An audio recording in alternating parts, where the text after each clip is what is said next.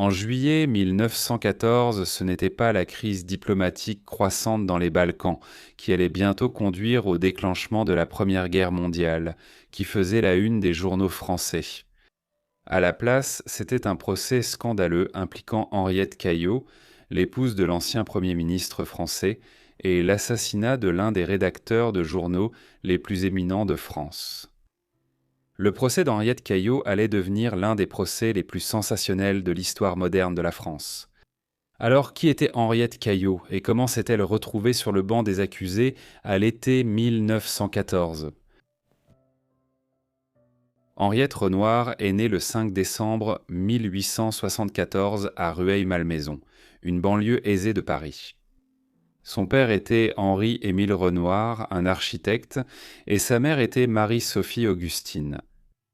Elle venait d'une famille aisée, Henriette se décrivant plus tard comme issue de la bourgeoisie française.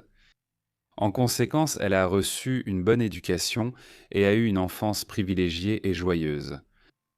Henriette a eu la chance de connaître un âge d'or européen, car la Belle Époque était une période d'optimisme, de paix régionale et de prospérité économique. Mais cette chance allait-elle continuer dans sa vie ultérieure ? En 1894, alors qu'elle n'avait que 19 ans, Henriette a épousé Léo Clarty, un écrivain et critique littéraire. Selon les normes modernes, Henriette était très jeune, et la différence d'âge de 12 ans est également remarquable. Pourtant, cela n'avait rien d'inhabituel selon les normes de l'époque. Malheureusement, le mariage était malheureux et, avec le temps, il fut marqué par des infidélités mutuelles des deux côtés. Ils eurent 2 enfants et finirent par divorcer en 1908, mais la raison de cela n'est peut-être pas celle à laquelle vous vous attendez. Au début du XXe siècle, il était courant que les couples mariés ne divorcent pas, même s'ils étaient inséparés l'un de l'autre. Henriette et son mari étaient restés mariés pendant 14 ans, malgré leur union malheureuse. Mais la liaison d'Henriette avec un certain Joseph Caillot était désormais devenue très sérieuse. Né en 1863, Caillot s'était formé comme avocat avant d'occuper une série de postes officiels dans des établissements français en Afrique du Nord. Après son retour en France à la fin des années 1890, il entama une carrière parlementaire, accédant rapidement au poste de ministre des Finances en 1899, bien que cela ait pris fin en 1902. Au milieu des années 1900, il revint au gouvernement en tant que ministre des Finances, une fois de plus. À cette époque, peut-être en 1907, il entama une liaison avec Henriette. Ils sont rapidement tombés amoureux et tous deux prévoyèrent de quitter leur conjoint afin de se marier. Henriette Caillot obtint facilement le divorce de son mari en 1908, mais il n'en fut pas de même pour Joseph. Sa première épouse, Bette, était réticente à l'accepter, et il fallut 3 ans pour finaliser le divorce. Finalement, en 1911, Joseph Caillot obtint son divorce, après quoi Henriette et lui se marièrent rapidement.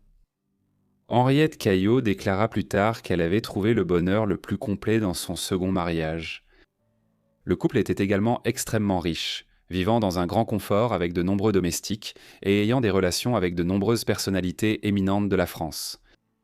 C'était justement à cette époque que Joseph Caillot entra en fonction comme nouveau Premier ministre de France. Son mandat serait cependant de courte durée, car une crise diplomatique avec l'Allemagne au sujet de la domination coloniale de Monaco entraîna de vives critiques à l'encontre de Caillot et il fut contraint de démissionner au début de l'année 1912. Il resta cependant un homme politique de premier plan et occupa plusieurs postes importants dans diverses administrations tout au long des années 1910. En conséquence, Henriette Caillot et lui ne furent d'un jamais loin des premières pages des journaux parisiens, autant en raison de leur immense fortune que de la carrière politique de Caillot. Le bonheur conjugal d'Henriette et Joseph Caillot fut bientôt troublé par la carrière et les idées de Joseph Caillot. Quelques années auparavant, alors que Joseph tentait de divorcer de sa femme, Bette, elle avait fourni à Gaston Calmet, le rédacteur en chef du Figaro, l'une des plus anciennes et des plus respectées publications de France. Des lettres qui avaient été échangées entre Henriette et Joseph alors qu'ils étaient encore mariés. Cela a déclenché une campagne intense menée par Calmette pour attaquer et discréditer Joseph dans la presse française. Tout cela est né de l'opposition générale de Calmet aux opinions politiques de Caillot et à son ascension en tant que Premier ministre de France en 1911. En particulier, Calmet était consterné par la manière dont Caillaux avait géré la crise d'Agadir au Maroc, une région où la France et l'Allemagne étaient rivales depuis plusieurs années, et par la façon dont il avait négocié secrètement avec l'Allemagne à l'insu des présidents français. Même après la chute de Caillaux du pouvoir au début de 1912, Calmet et Le Figaro ont continué à publier des articles et des éditoriaux peu flatteurs sur le mari d'Henriette. Selon certains, 138 en moins de 100 jours. Une grande partie concernait des articles spéculatifs sur la corruption présumée de Caillaux et de son cercle rapproché au sein du gouvernement, ainsi que sur la manipulation présumée de la Bourse de Paris. D'autres éléments des accusations contre Caillaux concernaient des tentatives supposées de saper certaines lois qu'il soutenait publiquement, mais qu'il essayait ensuite de saboter en privé dans une manœuvre politique hypocrite. À mesure que les attaques s'intensifiaient, Henriette devenait de plus en plus troublée et était particulièrement anxieuse à l'idée que Calmet publie des détails sur sa liaison avec Joseph datant de quelques années. À ce stade, rien ne pouvait l'arrêter, et il avait même toutes les lettres que l'ex-femme de Joseph lui avait remises. Ainsi, il ne fallut pas longtemps avant qu'Henriette ne commence à comploter pour le faire taire. Henriette Caillaux avait quelques idées sur la façon dont elle pourrait amener Calmet à cesser ses attaques incessantes contre son mari. Elle croyait que la seule façon pour lui de protéger sa réputation serait de défier Calmet en duel, mais cela pourrait aussi détruire sa vie et celle de son mari. À ce stade, elle n'avait pas de plan précis, mais ensuite Calmet est allé trop loin. Le 13 mars, une lettre a été publiée par Le Figaro, adressée par Joseph à Henriette en 1907 ou 1908, pendant qu'il essayait de la convaincre de divorcer de son premier mari. Henriette a été choquée par cette atteinte à sa réputation et a décidé de prendre les choses en main. 3 jours plus tard, elle s'est rendue dans une armurerie parisienne et a essayé un pistolet Browning. Satisfaite de pouvoir le tirer avec une précision raisonnable, elle l'a acheté. Elle s'est ensuite rendue au bureau du Figaro. Lorsque Henriette est arrivée au bureau le 16 mars, elle a demandé à voir Calmet, mais on l'a informé qu'il était sorti pour affaires. On lui a dit qu'il devait revenir plus tard dans la soirée et elle a décidé de l'attendre. Après près d'1 heure, Calmet est revenu et il a accompagné Henriette Caillaux dans son bureau vers 18h cet après-midi-là. Un bref échange a suivi, au cours duquel il lui a demandé s'il avait une idée de la raison de sa présence. Calmet a répondu qu'il n'en avait aucune idée. Henriette, qui portait un grand manteau de fourrure, sortit alors le pistolet Browning qu'elle avait acheté quelques heures plus tôt et tira 6 coups à bout portant en visant le torse de Calmet. 2 des balles manquèrent à leur cible, une érafla sa joue et une autre fut arrêtée par son portefeuille, mais 2 touchèrent au Calmet. Après avoir entendu les coups de feu, les employés se précipitèrent dans le bureau et furent horrifiés de voir leur rédacteur en chef allongé sur le sol. Ils maîtrisèrent rapidement Henriette, qui ne tenta pas de s'enfuir, et appelèrent des médecins ainsi que la police. Avant d'être transporté d'urgence à l'hôpital, Calmet murmura doucement. « J'ai fait mon devoir. Ce que j'ai fait, je l'ai fait sans haine. » Entre-temps, Henriette a été arrêtée et interrogée au commissariat. Curieusement, elle a refusé d'être transportée par la police, déclarant que sa voiture était dehors et qu'elle les retrouverait là-bas. Et chose étonnante, la police a accepté. Lorsqu'on lui a demandé pourquoi elle avait fait cela, elle a simplement déclaré qu'elle voulait lui donner une leçon et espérait ne pas l'avoir blessée trop gravement. Malheureusement, même après avoir été transportée d'urgence à l'hôpital et soignée, Calmet est décédée environ 6 heures plus tard des suites des blessures causées par les balles. Henriette Caillaux a été inculpée du meurtre de Calmet et détenue. Les conditions dans lesquelles Henriette était détenue sont devenues une véritable cause célèbre lors du procès qui a suivi. La prison de Saint-Lazare, où elle était détenue, était un établissement tristement célèbre au début du XXe siècle, où les conditions étaient en jugées particulièrement désagréables. Et de nombreux criminels célèbres dont vous avez peut-être entendu parler, comme Marguerite Stanil, Alistair Jansen et Mata Hari, y ont également été détenus. Mais il ne fallut pas longtemps avant que l'on apprenne que Madame Caillaux, l'épouse du ministre et ancienne première dame de France, bénéficiait d'un traitement de faveur. Pour commencer, sa cellule à Saint-Lazare était chauffée, ce qui était inhabituel pour la prison. Elle était également autorisée à avoir l'une de ses domestiques à son service en prison, ainsi qu'à bénéficier de droits de visite spéciaux, Joseph venant même le soir pour dîner avec elle. Lorsque cette nouvelle a éclaté, cela a provoqué un certain tollé à Paris, renforçant l'idée qu'il y avait une loi pour les riches en France et une autre pour les pauvres. Malgré les efforts des autorités pénitentiaires pour étouffer ces rumeurs, elles ont finalement été contraintes d'intervenir lorsqu'une foule a commencé à se rassembler devant la prison pour protester et que la crainte d'une mutinerie grandissait. Cela ne s'est toutefois jamais produit, et après environ 4 mois en prison, il était temps pour Henriette d'être jugée.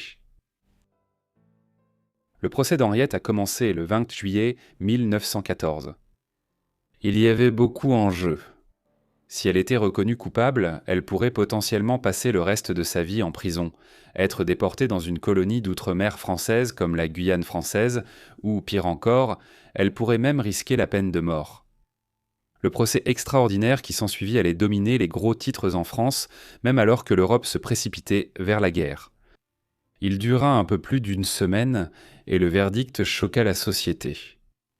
Tout au long du procès, l'équipe juridique d'Henriette la présenta comme une femme poussée à agir de façon irrationnelle en raison de la campagne de diffamation orchestrée par Calmette au Figaro.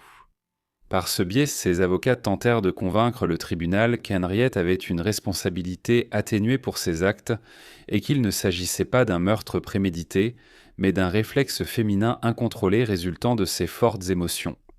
En d'autres termes, un crime passionnel. Mais l'accusation avait également un dossier solide. Henriette a été interrogée et a admis avoir tiré sur Calmet, ce qui a entraîné sa mort. Les preuves qu'elle était une meurtrière étaient irréfutables.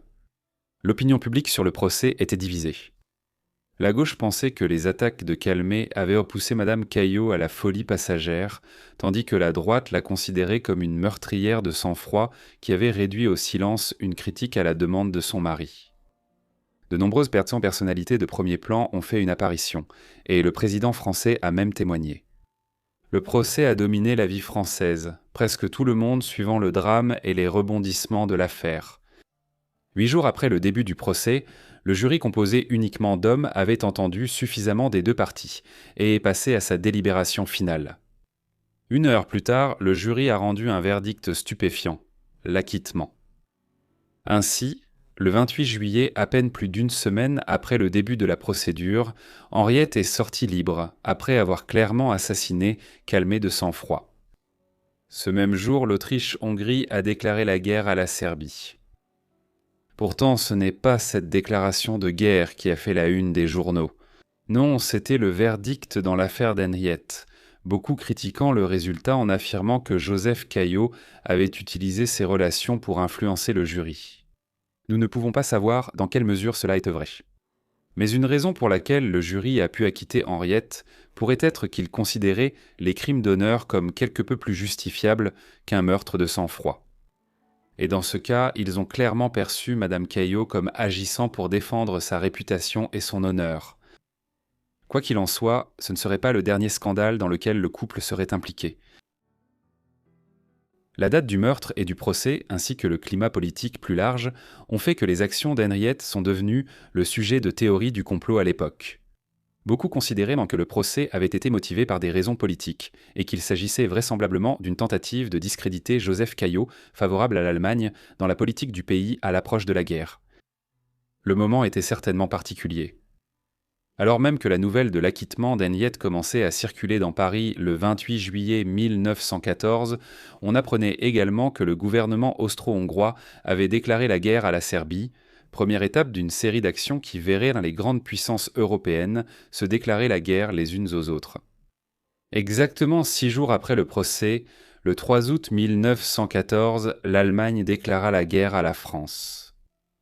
Pourtant, il n'existe aucune preuve concrète suggérant que l'incident ait été orchestré pour discréditer Caillot, et cela reste une simple théorie du complot. La fin du procès et l'acquittement d'Henriette n'ont pas fait disparaître les Caillots des premières pages des journaux français. Au cours de la Première Guerre mondiale, Joseph s'est imposé comme l'un des principaux partisans, au sein du Parlement français, de la négociation de conditions de paix avec les Allemands afin de mettre fin à la guerre et aux dévastations infligées au nord-est de la France. En tant que chef du Parti de la paix, il s'est attiré l'inimitié du public français. Ceci fut particulièrement vrai en 1917 et 1918, quand les États-Unis rejoignirent la France et la Grande-Bretagne dans la guerre. Et une nouvelle hostilité envers le Parti de la paix de Caillaux est alors apparue, la victoire étant imminente. Il a finalement été jugé pour trahison et condamné. Joseph a été exilé de France pendant de nombreuses années. Il existe des informations contradictoires selon lesquelles lui et Henriette auraient en divorcé, bien que les détails à ce sujet restent flous. Peut-être parce qu'il souhaitait éviter que cela ne paraisse dans les journaux, après tant d'années de mauvaise publicité. Henriette a mené une vie relativement tranquille par la suite, tranquille en tout cas selon les critères des années 10. Elle est devenue critique d'art, poursuivant des études à l'école du Louvre, où elle s'est spécialisée dans l'œuvre du sculpteur français du XIXe siècle Jules Dallot, publiant quelques commentaires et inventaires sur son travail. En dehors de cela, elle a mené une vie tranquille mais aisée à Paris, où elle est décédée le 29 janvier 1943 à l'âge de 68 ans pendant l'occupation nazie de la capitale française. Joseph est décédé près de 2 ans plus tard, en novembre 1944. Au fil des années, plusieurs films et séries télévisées ont été réalisés sur sa relation avec Joseph et sur le tristement célèbre procès pour meurtre de 1914. Cela inclut un film muet de 1918, ainsi qu'un téléfilm allemand de 1964 et un téléfilm français de 1985. Merci d'avoir regardé cette vidéo sur Henriette Caillaux, j'espère qu'elle vous a intéressé. Dites-moi ce que vous en avez pensé dans les commentaires ci-dessous, et si vous avez des suggestions, n'hésitez pas à les laisser également dans les commentaires. J'espère que vous êtes abonnés et que les notifications sont activées pour recevoir toutes mes vidéos dès leur publication. Quoi qu'il en soit, c'est tout pour moi. Alors je vous retrouve tous dans la prochaine guerre pour la vie. Merci.